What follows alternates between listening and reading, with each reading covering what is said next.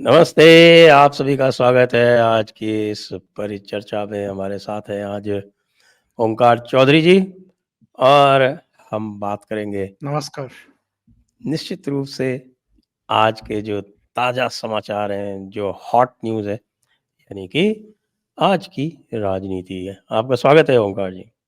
बहुत स्वागत आपका भी और बहुत नमस्कार आपके दर्शकों को भी।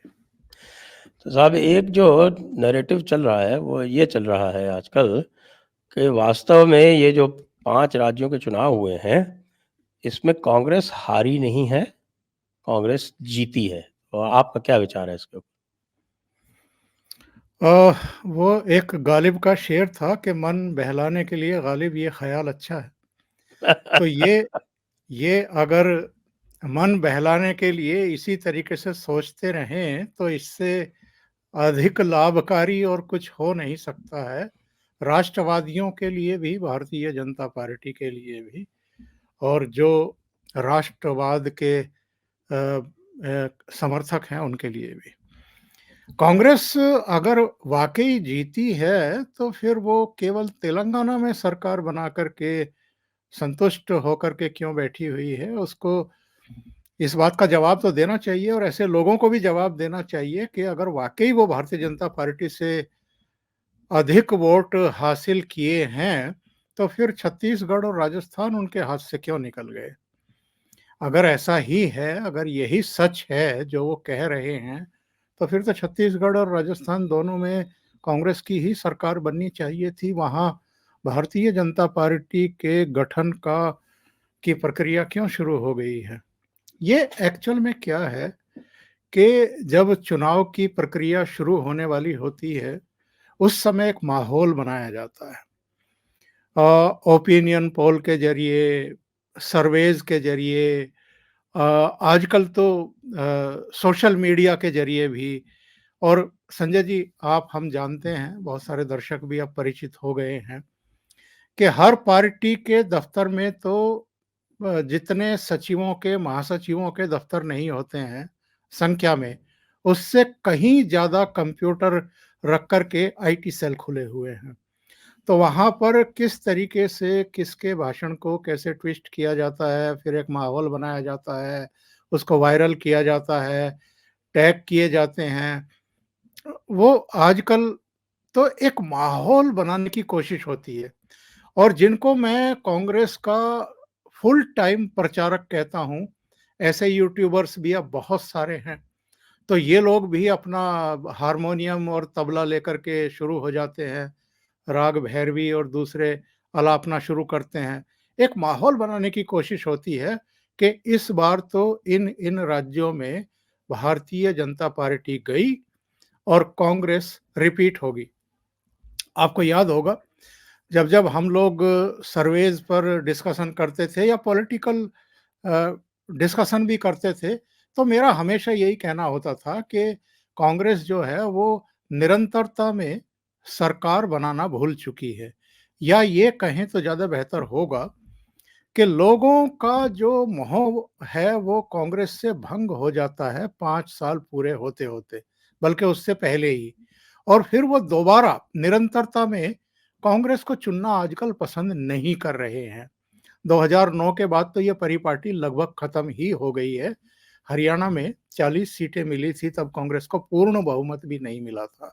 उसके बाद मुझे याद नहीं पड़ता कि किसी राज्य में कोई सरकार इनकी रिपीट हुई है। इसलिए जब छत्तीसगढ़ के बारे में कहा जाता था कि वहाँ पर कांग्रेस मजबूत है और भारतीय जनता पार्टी कमज़ोर है, मैं मान लेता था कि हाँ, होगी। लेकिन जो परिपाटी है, जो कांग्रेस का कुल मिलाकर के परफॉर्मेंस है, वो तो इस बात की गवाही नहीं दे रहा है कि वहाँ पर कांग्रेस ही रिपीट होगी। और एक्सेस माई इंडिया ने जिस तरीके से भ्रम की स्थिति पैदा की लास्ट क्षणों में, हालाँकि अब तो एक बड़ा दिलचस्प वीडियो भी आ गया है जिसमें प्रदीप गुप्ता बैठे हैं, राजदीप सरदेसाई और राहुल कंवल बैठे हुए हैं और संभवतः एग्जिट पोल के प्रसारण से पहले का वो वीडियो है, जिसमें राजदीप सरदेसाई और राहुल कंवल प्रदीप गुप्ता से कह रहे हैं कि अगर तीनों राज्यों में आप भारतीय जनता पार्टी को जीतते हुए दिखाएँगे, तो लोगों की नींद उड़ जाएगी और जो हमारी अब तक की थोड़ी बहुत कवायद थी या जो कुछ हम एक हवा बाँध रहे थे, वो उसकी भी धज्जियाँ उड़ जाएँगी, खिल्लियाँ उड़ जाएँगी। तो एक मैनिपुलेट किया गया कि अभी थोड़ा-सा राजस्थान में तो कम से कम दिखा दीजिए और छत्तीसगढ़ में तो आप दिखाते आ ही रहे हैं। कहने का आशय ये है संजय जी कि जो अब इस तरह की बातें कर रहे हैं और ये कौन लोग हैं? ये वो लोग हैं जो इन 3 राज्यों में भारतीय जनता पार्टी और कांग्रेस को मिले वोटों के साथ, बड़ी चालाकी के साथ, चतुराई के साथ तेलंगाना का वोट भी जोड़ रहे हैं कांग्रेस के साथ। सब जानते हैं कि तेलंगाना में भारतीय जनता पार्टी एक बड़ी ताकत नहीं है अभी। तो वहाँ तो उनके वोट लगभग 26% का अंतर है। जी, जी। हालाँकि डबल वोट किए हैं, 13.9% है और कांग्रेस 39.3% है। तो इस तरह का समा बाँधना, इस तरह के आंकड़ों को मिला कर के और कहना कि 2024 में भारतीय जनता पार्टी पर भारी पड़ सकती है कांग्रेस या उसके लिए खतरा है। मैं एक नवभारत टाइम्स की खबर भी पढ़ रहा था संजय जी, जिसमें यही बात मतलब प्रतिपादित करने की कोशिश हो रही थी कि साहब चूँकि इन 4 राज्यों में ख़ास तौर से मिज़ोरम को छोड़ कर के, इन 4 राज्यों में चूँकि कांग्रेस को अधिक वोट मिले हैं बीजेपी से, तो 2024 में मोदी के लिए कांग्रेस खतरा बनने जा रही है। तो ये जो ख़याली पुलाव हैं, ये जो शेख चिल्ली के सपने हैं, ये लोग अगर ये देखते ही रहें तो बहुत अच्छी बात है। नहीं, और दूसरी बात भी तो कहते हैं ना वो कि कि जो दूसरी बात जो नहीं कहते हैं वो ये है कि 2018 में तो ये सभी जीते थे और उस समय वास्तव में यदि देखा जाए तो मध्य प्रदेश में जो वोट परसेंटेज था, वोट शेयर था, वो भारतीय जनता पार्टी का थोड़ा-सा अधिक था कांग्रेस से। उसके बाद भी उनकी सीटें ज़्यादा आ गई थी और राजस्थान में उनका वोट प्रतिशत मात्र आधा प्रतिशत अधिक था। तो उस समय इस तरह की कोई बात नहीं आ रही थी। अभी बता रहे हैं कि साहब कि जिस प्रकार से आए हैं इस तरह से 14 सीटें जीत जाएगी भारतीय जनता पार्टी राजस्थान में, लेकिन 11 सीटें जीतेगी कांग्रेस। जबकि पिछली बार तो उनको ज़्यादा जीतनी चाहिए थी। कम से कम 13 जीतनी चाहिए थी पिछली बार के हिसाब से, आई थी 0। ये भूल जाते हैं कि मोदी के अकेले वोट जब होते हैं तो बीजेपी +10% हो जाता है हर जगह। यस। 58% वोट हो गए थे भारतीय। अब आप देखिए 39% वोट थे इनके भारतीय जनता पार्टी के विधानसभा चुनावों में, जो कि लोकसभा चुनाव में बढ़ के 58% हो गए थे। मात्र 4 महीने के अंतर से, 4-5 महीने के अंतर से। जी।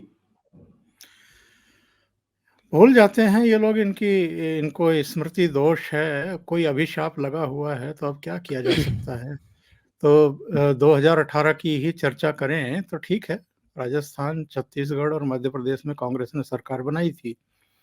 लेकिन उसके 6-7 महीने के भीतर जब लोकसभा चुनाव हुए थे तो क्या हुआ था? राजस्थान की वो बेनीवाल की भी एक सीट को मिला लें तो सभी सीटें भारतीय जनता पार्टी को। छिंदवाड़ा को छोड़ कर के मध्य प्रदेश की सारी सीटें भारतीय जनता पार्टी को। छत्तीसगढ़ की 11 में से 9 सीटें भारतीय जनता पार्टी को। इसके बावजूद कि वहाँ तीनों राज्यों में कांग्रेस के मुख्यमंत्री थे। अभी अमेरिका की एक अप्रूवल रेटिंग एजेंसी के भी आंकड़े हमारे सामने हैं, आज सुबह के अखबारों में हैं और पोर्टल्स पर भी पड़े हुए हैं। 76% की अप्रूवल रेटिंग के साथ नरेंद्र मोदी अभी भी दुनिया के सबसे लोकप्रिय राष्ट्र प्रमुख बने हुए हैं। जो बाइडेन का नंबर शायद छठा या 8वां है और सेकंड नंबर पर मेक्सिको, फिर इस तरीके से स्विट्जरलैंड और दूसरे तमाम लोग हैं। ये क्या शो करता है कि जो अमेरिका में बैठी हुई एजेंसियां हैं वो भी अगर रेटिंग दे रही हैं, ग्लोबल रेटिंग दे रही हैं, और पिछले करीब-करीब 3 साल से तो मैं यही ट्रेंड देख रहा हूँ, नरेंद्र मोदी सेकंड नंबर पर भी नहीं गए हैं। तो केवल इनके काँव-काँव करने से संजय जी हालात बदलने वाले नहीं हैं। एक्चुअल में क्या है कि ये लोग भी जानते हैं कि नरेंद्र मोदी इस कदर लोकप्रिय हैं और उनकी लोकप्रियता में रत्ती भर भी कमी आ नहीं रही है। इसीलिए तो ये 26 दलों का या 28 दलों का एक जमावड़ा पटना से लेकर के बेंगलुरु और मुंबई तक में देखने को मिला है। इसीलिए तो तमाम तरह की जो दिक्कतें हैं वो पेश आ रही हैं और इसीलिए तो ये लोग लगातार लोगों की निगाहों से गिर रहे हैं, इनके ऊपर से भरोसा गिर रहा है। अगर नरेंद्र मोदी लोकप्रिय ना होते, तो जो अंतर हमें दिखाई देता है, अब आप देखिए मध्य प्रदेश के बारे में किस तरह की बातें हो रही थी जब चुनाव की प्रक्रिया शुरू हुई थी। कहा जा रहा था कि भई भारतीय जनता पार्टी को मुश्किलें भी पेश आ सकती हैं, क्योंकि उसके कई कारण थे जो ये बात कही जा रही थी। एक तो वातावरण कुछ ऐसा बना दिया गया था सोशल मीडिया पर, इकोसिस्टम के ज़रिए। अच्छा कुछ ज़मीन से भी चीज़ें आ रही थी कि शिवराज पाटिल चूँकि करीब-करीब 17-18 साल से चीफ मिनिस्टर हैं, तो अब उनका चेहरा देखते-देखते लोग थोड़ा-सा ऊब गए हैं, बदलाव चाहते हैं। अब वो बदलाव भारतीय जनता पार्टी के भीतर ही चाहते हैं या भारतीय जनता पार्टी के अलावा किसी राजनीतिक दल के नेता को चाहते हैं, ये चुनाव परिणाम से पता चल गया। तो मामा को गलतफ़हमी होगी अपनी लीडरशिप को लेकर के, लाडली योजना को लेकर के, लेकिन जो बड़ा अंतर दिखाई दिया है वो मोदी की वजह से। राजस्थान में भी, मध्य प्रदेश में भी और जिस छत्तीसगढ़ के बारे में कोई ये सोच ही नहीं रहा था कि वहाँ भी भारतीय जनता पार्टी आ सकती है, वहाँ भी। तो मोदी एक बड़ा फैक्टर है और इनकी समझ में आना चाहिए, नहीं आ रहा है, तो इनको कोई बैठ कर के क्लासेस तो लगा नहीं सकता कि भई आपको राजनीति समझाई जाए, पढ़ाई जाए कि राजनीति कैसे काम करती है और फैक्ट कैसे काम करते हैं। जानते समझते बूझते हुए भी ये इस तरह की बयानबाजी करते हैं, तो ये एक्चुअल में अंधेरे में रहना चाहते हैं, खुद भी और अपने कार्यकर्ताओं को भी रखना चाहते हैं। और उसका खामियाजा ये लोग लगातार भुगत भी रहे हैं, ये हम और आप देख रहे हैं। जी, दर्शकों से अनुरोध है कि कृपया चैनल को सब्सक्राइब करें, बेल आइकॉन दबाएँ, वीडियो लाइक करें, शेयर करें और आपको मैं याद दिला दूँ, हमारा मर्चेंडाइज़ स्टोर आपणा, वहाँ आप क्यूआर स्कैन करके उसको आप विज़िट कर सकते हैं और वहाँ जाके कई नई-नई वस्तुएँ जो धार्मिक और भारतीय थीम्स पे हैं, उन्हें क्रय कर सकते हैं। साथ में जो इकोसिस्टम है, उसकी क्या स्थिति आप देख रहे हैं? वो तो मुझे लगता है कि पूरी तरह से पगला गया है। अभी आप देखें राजस्थान में वसुंधरा जी जो है, वो वैसे तो भारतीय जनता पार्टी की हैं, लेकिन ये जो इकोसिस्टम है, वो उन्हें अपना ही मानता है। तो कल मैं देख रहा था कि सत्य हिंदी पर एक सोलो किया आशुतोष ने और उसका टॉपिक था कि क्या वसुंधरा और गहलोत मिलकर सरकार बना सकते हैं? ये तो है शेख चिल्ली के सपने जो पूरे नहीं हो पा रहे हैं। ठीक है, वसुंधरा राजे सुनते हैं कि दिल्ली में डटी हुई हैं, कोई कहता है कि कोप भवन में बैठ गई हैं क्योंकि संकेत और संदेश तो बहुत साफ है कि तीनों राज्यों में ही हम नए चेहरे देने जा रहे हैं, तो आप आराम से बैठिए और ये जो कुछ आपने सीकर रोड पर कारस्तानी की थी दुष्यंत के ज़रिए, इस तरह की हरकतें मत करिए। कोटपुतली की तरफ भी मत देखिए कि वहाँ पर आप इकट्ठे कर सकती हैं। तो मुझे लगता है कि महारानी की समझ में कुछ चीज़ें आ गई हैं, लेकिन जो इकोसिस्टम के लोग हैं, उनकी समझ में ये चीज़ें नहीं आ रही हैं अभी। और चूँकि जब झटका बड़ा लगता है, तो उसका दिमाग पर भी असर रहता है। एक झटका तो इसलिए मुझे लगता है कि दिमाग हिल गया है आशुतोष का और उनको ये पता नहीं है कि केंद्र में इस समय सरकार किसकी है, प्रधानमंत्री कौन है और गवर्नर कौन बैठा हुआ है राजस्थान में। तो ये सारी चीज़ें जो हैं ये सोचते नहीं हैं और मतलब इस तरह की स्थितियों परिस्थितियों में ये एक्चुअल में चूँकि कांग्रेस की जो संस्कृति रही है, जिस तरीके से वहाँ अलग-अलग राज्यों में नेता का चुनाव होने से पहले बगावत की स्थितियाँ, परिस्थितियाँ, उठा-पटक, वो सब चीज़ें चलती रही हैं, तो इनको लगता है कि ये भारतीय जनता पार्टी में भी संभव है। भारतीय जनता पार्टी में मुझे तो याद नहीं पड़ता है कि किसी राज्य में जब नेतृत्व परिवर्तन हुए हों या ऊपर से फैसले लिए गए हों, तो किसी भी तरह की कोई चूँ-चपाट किसी के स्तर पर हुई हो और अगर किसी ने की होगी तो फिर वो किनारे लग गया है, इतिहास की चीज़ हो गया है। गुजरात में तो मुख्यमंत्री से लेकर के और तमाम मंत्री एक ही झटके में चेंज किए थे, प्रधानमंत्री नरेंद्र मोदी और अमित शाह की जोड़ी ने। इसी तरीके से back to back 2 chief minister Uttarakhand में हमें देखने को मिले थे जो बदल दिए गए थे। कुछ नहीं हुआ कभी। कई राज्यों में ऐसा हुआ है, कभी कहीं कहीं कोई संकट हुआ नहीं है।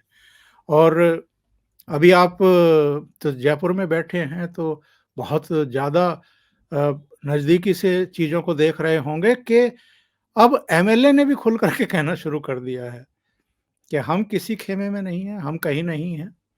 और जो कुछ मीणा के पिताजी ने खुलासे किए हैं, उसके बाद से तो मानो घड़ों पानी पड़ गया है वसुंधरा राजे के खेमे पर भी। कहीं अगर कुछ हरकत थी भी, सोच थी भी, तो अब वो पूरी तरीके से बैकफुट पर आ गए हैं। तो ये कहना कि साहब वसुंधरा राजे और गहलोत मिलकर के सरकार बना लेंगे, मतलब इससे ज़्यादा बैंक्रप्सी और कुछ हो नहीं सकती। दिमाग का दिवालियापन कुछ हो नहीं सकता है। जी। नहीं, वो तो अब कुछ भी करने पर आमादा है कि कुछ भी करो।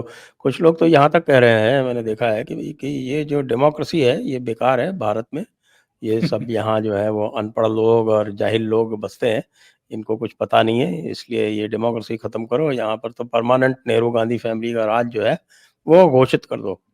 ये डेमोक्रेसी बेकार है। तो एक अवसर आया तो था संजय जी, 1975 में जून 25 को जब इंदिरा गांधी ने इमरजेंसी लगाई थी और लोकतंत्र को उठा कर के खूंटी पे टांग दिया था। एक तरीके से मार्शल लॉ लागू हो गया था। उस समय उनके सामने विकल्प था, उस समय वो व्यवस्था कर देती कि आजीवन यानी जब तक भारत देश है, तब तक हमारे खानदान का ही कोई चश्मो-चिराग आगे की पीढ़ियाँ हमारी वही प्रधानमंत्री बनेगी और किसी की तो ज़रूरत ही नहीं है। म्यांमार में तो यही हो रहा है ना, मिलिट्री किसी को रूल करने ही नहीं दे रही है। आंग सान सूची को किस तरीके से उठा कर के फिर से जेल में डाल दिया गया था। तो डेमोक्रेसी नहीं चलेगी इस देश में, ऐसा कहने वाले वो लोग हैं जो एक्चुअल में पचा नहीं पा रहे हैं कि उत्तर प्रदेश में योगी आदित्यनाथ मुख्यमंत्री क्यों है या उत्तराखंड में भारतीय जनता पार्टी की सरकार क्यों है या मध्य प्रदेश में, राजस्थान में, छत्तीसगढ़ में मतदाताओं ने फिर से भारतीय जनता पार्टी में भरोसा क्यों किया है, कांग्रेस को उठा कर के गटर में क्यों फेंक दिया है या गुजरात में लगातार भारतीय जनता पार्टी की सरकार क्यों चुनी जा रही है। और ये भी हो सकता है, जो मैंने अभी कहा था कि जब झटका लगता है, तो एक झटका और मुझे लगता है कि राजस्थान में देने जा रहे हैं मोदी। अगर बाबा बालकनाथ को वहाँ पर चीफ मिनिस्टर बना दिया, तो उसके बाद तो ये कपड़े फाड़ कर के सड़कों पर आ जाएँगे। मुझे अभी तक याद है, हालाँकि अब कमाल खान दुनिया में नहीं है, एनडीटीवी के लखनऊ के संवाददाता हुआ करते थे। जब योगी आदित्यनाथ को चीफ मिनिस्टर घोषित किया गया, उसके बाद तो मतलब वो आपा ही खो बैठे थे और उनको लगता था कि ये भगवाधारी को कैसे कोई चीफ मिनिस्टर बनाने का फैसला कर सकता है। मतलब इस देश में एक ऐसा वर्ग है, बहुत सारे लोग तो अब मानने लगे हैं क्योंकि हमारी आपकी बहुत सारे लोगों की मुहिम जो है वो रंग ला रही है, लोगों में जागरूकता आ रही है। उनको समझ में आ रहा है कि एक्चुअल में भारतीय संस्कृति क्या है, हमारा मूल क्या है, हमारी पहचान क्या है और चूँकि उन जड़ों से हमें हमारे देश को काटने की कोशिशें लगातार हुई हैं वो मुगलों के समय भी जिस तरह की हरकतें हुई हैं, अंग्रेज़ों के समय भी जिस तरीके से विभाजन के बीज बोने का काम हुआ है, अब जाकर के एक ऐसी सरकार आई है, एक ऐसी व्यवस्था आई है, जब तमाम तरह की उम्मीदें लोगों की जग रही हैं और जो खोया हुआ आत्मविश्वास था, वो फिर से जगता हुआ दिखाई दे रहा है। लोग अब समझ रहे हैं कि हमारे भीतर भी एक रीढ़ की हड्डी है, हम भी सीधे बैठ सकते हैं, तन करके बैठ सकते हैं, सीना तान करके और आँखों में आँखें डाल करके लोगों से बात कर सकते हैं। इसलिए चीज़ें बदल रही हैं और इनको ये चीज़ें पच नहीं रही हैं। अब कोई गोमूत्र प्रदेश बताता है, गोमूत्र प्रदेश किसको बताया जा रहा है? जहाँ-जहाँ भारतीय जनता पार्टी को जनता चुन रही है, उनको अब इन लोगों ने गोमूत्र प्रदेश बताना शुरू कर दिया है। और जब हंगामा होता है, तो सफाई दी जाती है स्टालिन के बेटे की तरफ से भी, स्टालिन की तरफ से भी कि नहीं-नहीं सनातन उन्मूलन का मतलब ये नहीं था या गौमूत्र प्रदेश से अगर किसी को पीड़ा हुई है, तो मैं अपने शब्द वापस लेता हूँ। इस तरह की बातें की जाने लगती हैं। ये लोग एक्चुअल में दिमागी तौर पर और इनके इनके जो थॉट प्रोसेस है, उसमें भी एक्चुअल में एंटी हिंदुइज़्म जो है वो कूट-कूट करके भरा हुआ है। वरना राहुल गांधी जब लंदन की यात्रा पर जाते हैं, किसी यूनिवर्सिटी में प्रायोजित एक लेक्चर देते हैं, तो वहाँ भी हिंदुत्व की जो परिभाषा गढ़ते हैं, बताते हैं, राष्ट्र के बारे में भी जो बातें करते हैं, वो ना करते। तो ये सारे फ्रस्ट्रेशंस हैं इनके संजय जी, निकलेंगे, अभी तो बहुत तीव्र गति से निकलेंगे, वो भी हम और आप देखेंगे, पूरी दुनिया देखेगी। जी हाँ, और उनके साथ-साथ उन्होंने एक नॉर्थ वर्सेस साउथ वाला भी शो कर दिया है। ध्यान हो, नॉर्थ वर्सेस साउथ से पहले जो एक बड़े प्रबंधक हैं, प्रवीण चक्रवर्ती, उन्होंने हरा दिया था और उसके बाद फिर उसको दूसरे लोगों ने टेक अप कर दिया, तो प्रवीण चक्रवर्ती ने तो डिलीट कर दिया अपना, लेकिन बाकी लोग जो है उसको आगे बढ़ाए जा रहे हैं।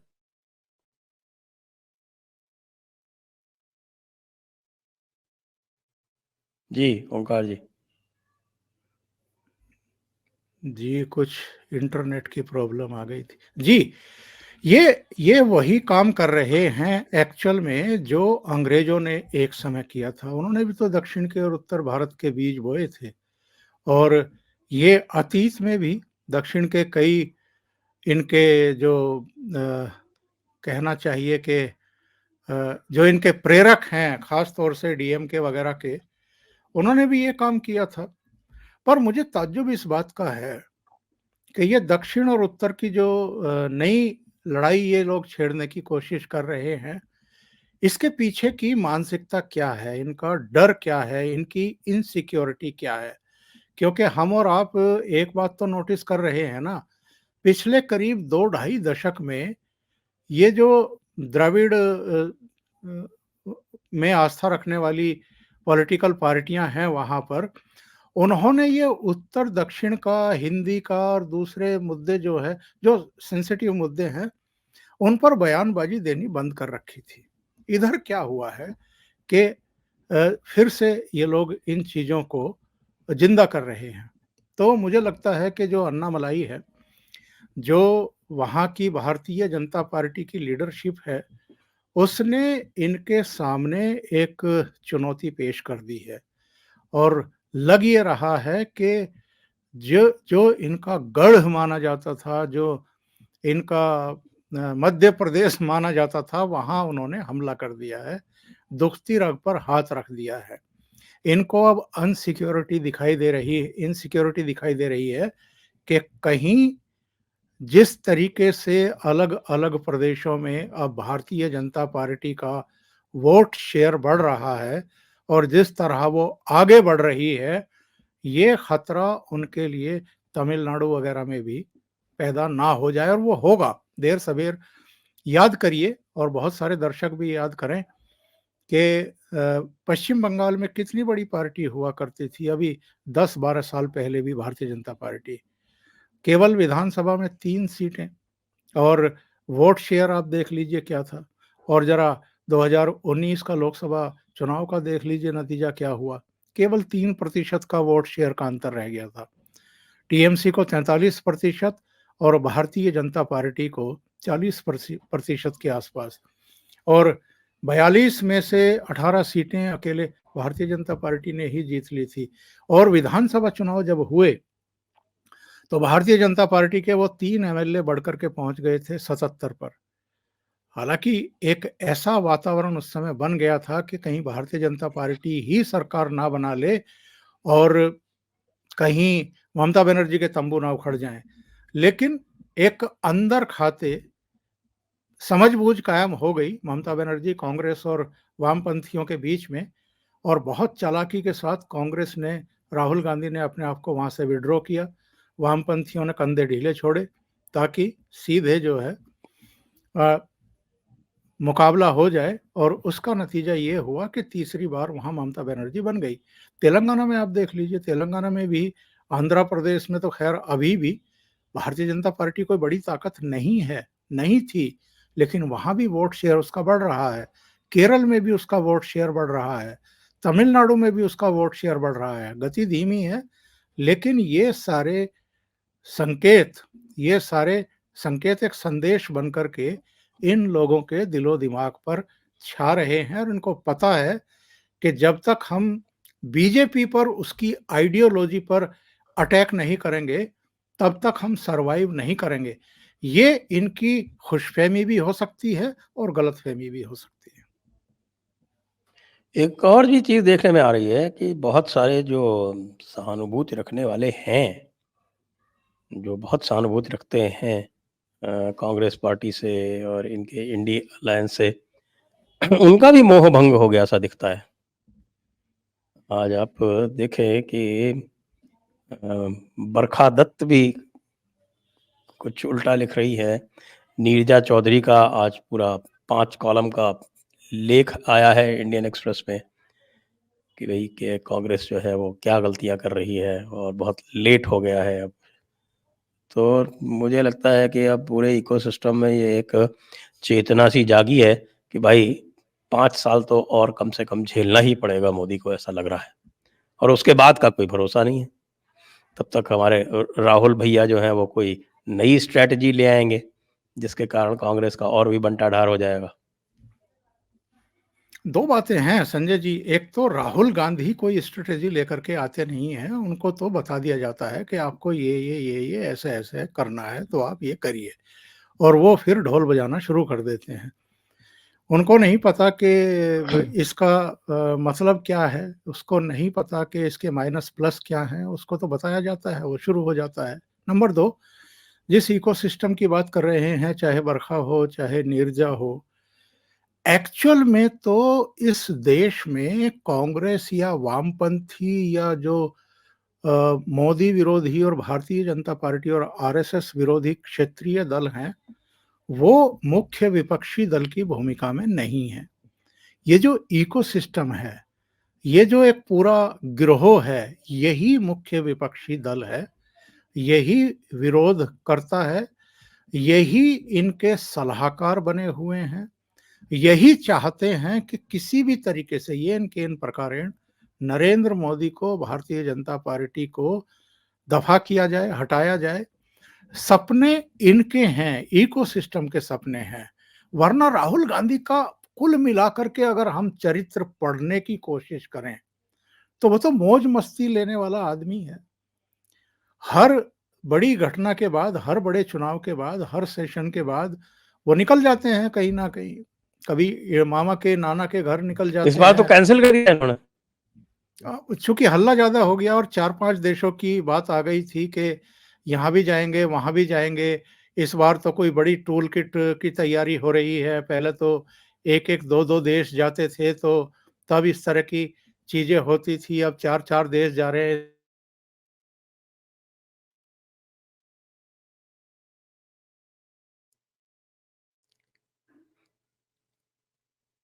Hello, hello,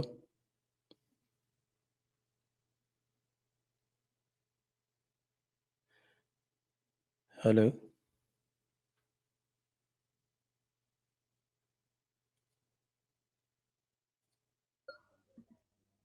hello. जी, माफी चाहेंगे, वो कुछ इंटरनेट की प्रॉब्लम थी।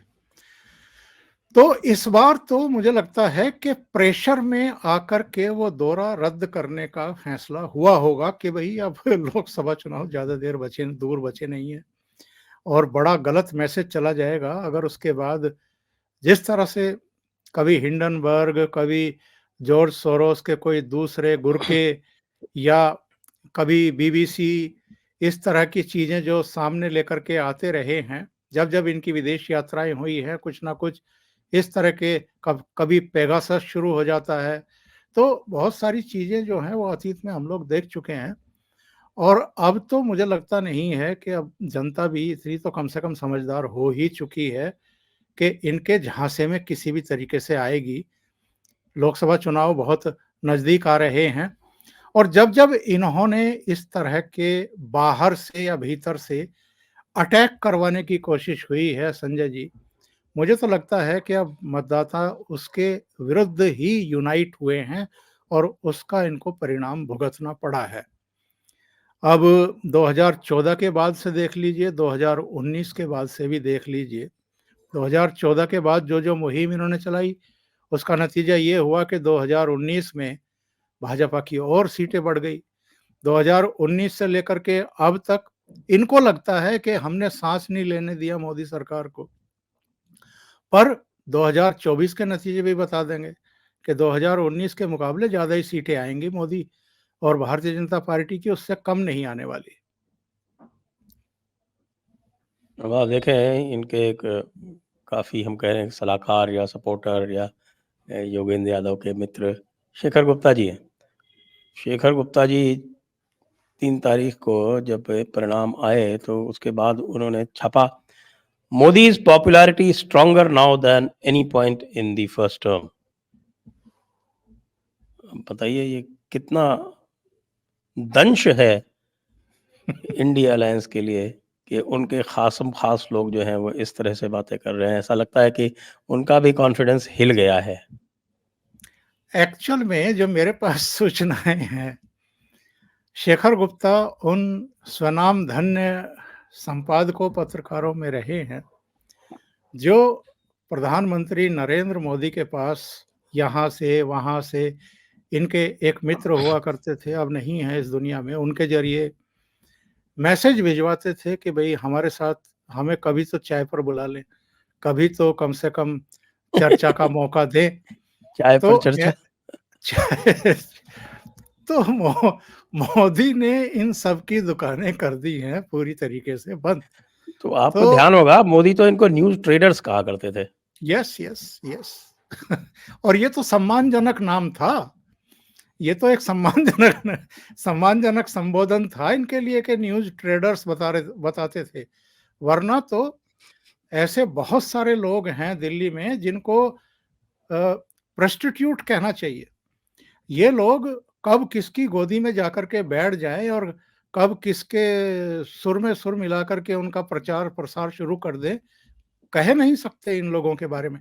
ये वही शेखर गुप्ता है ना, जब इंडियन एक्सप्रेस के सीईओ और एडिटर इन चीफ थे और वीके सिंह को लेकर के इन्होंने पहले पेज पर पूरा जो है एक अफ़वाह उड़ाई थी कि वो मनमोहन सरकार का तख्ता पलटने के लिए दिल्ली जो है वो सेना का चढ़ाव कर रहे हैं और क्या हुआ उस खबर का? बाद में पता लगा कि नहीं ये तो एक ट्रेनिंग का हिस्सा है, हर साल होता है और ये कोई नई बात नहीं है।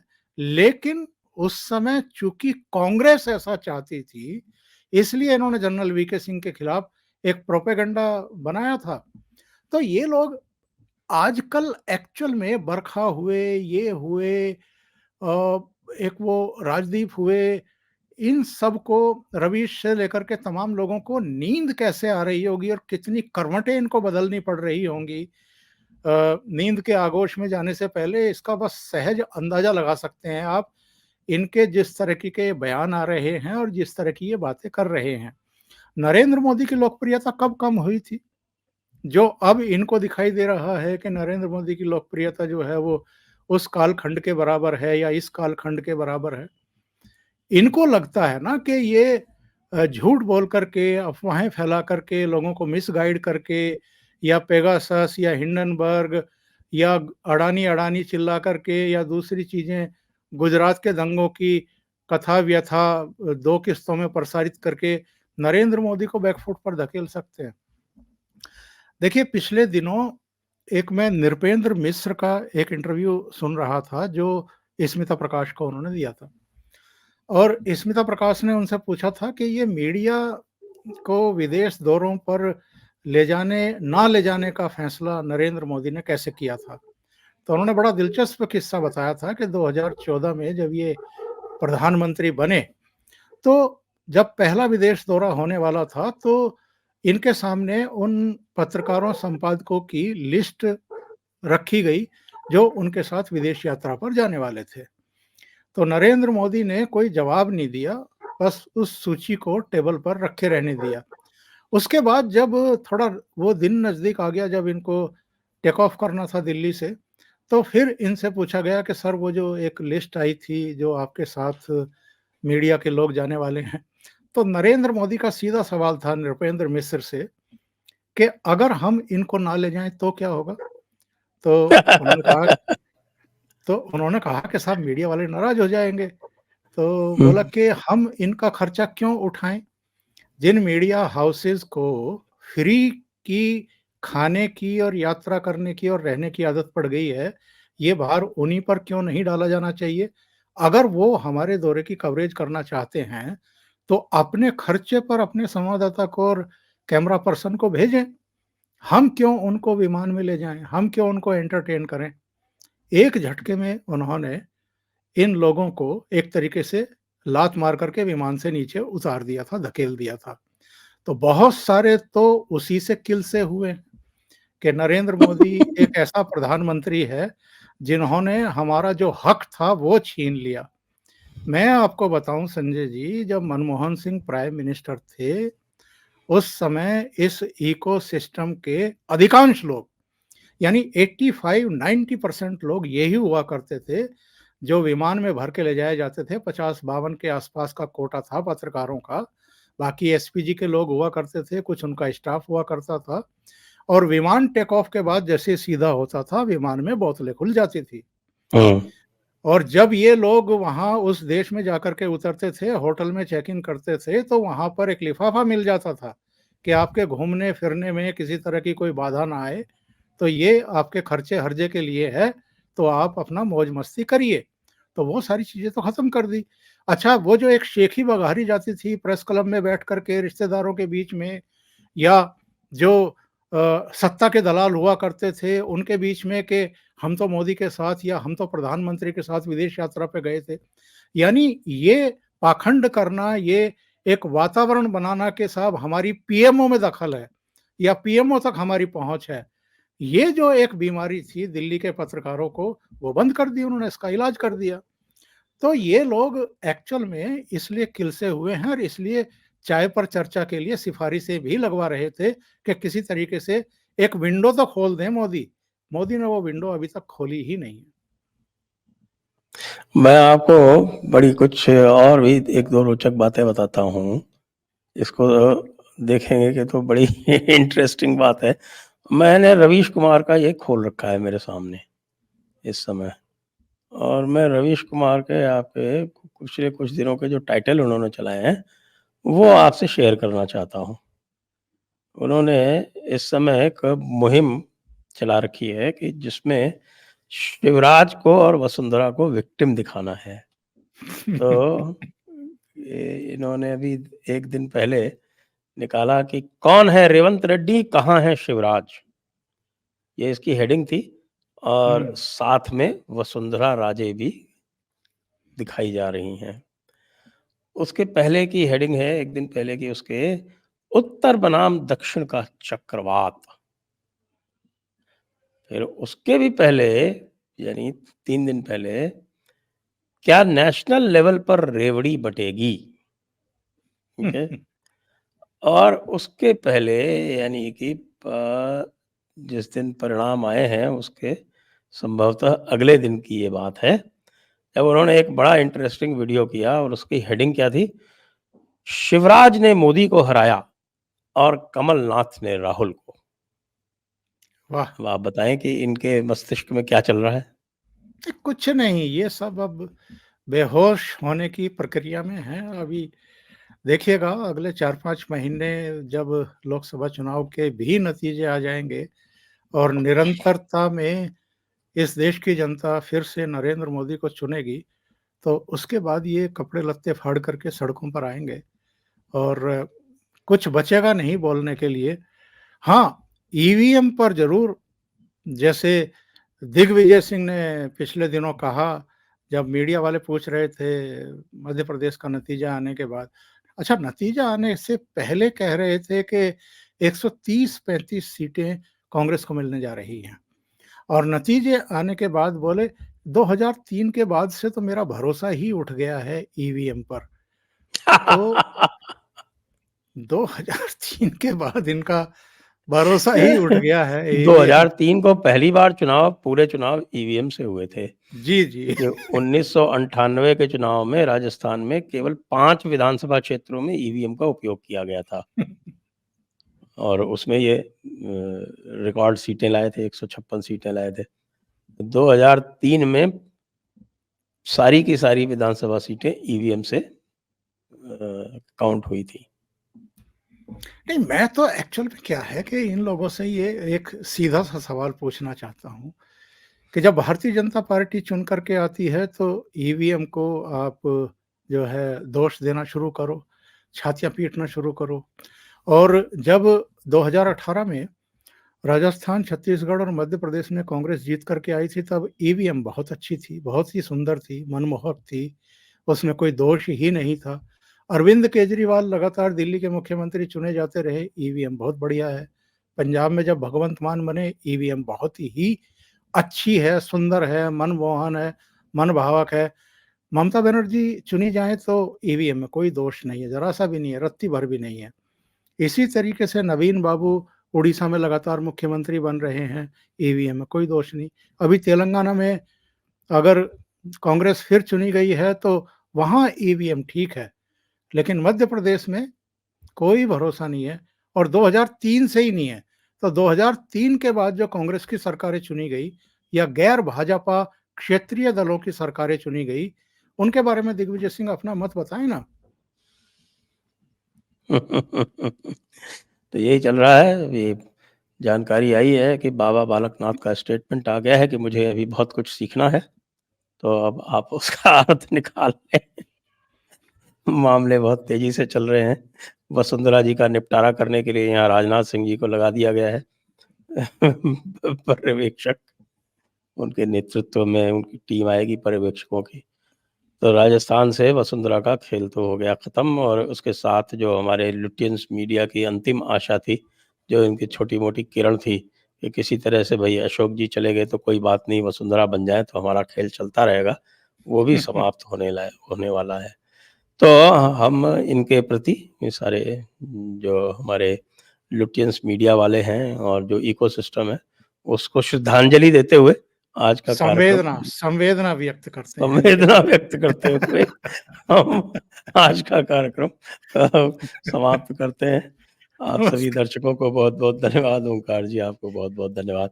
जय हिंद, जय भारत, वंदे मातरम। वंदे मातरम।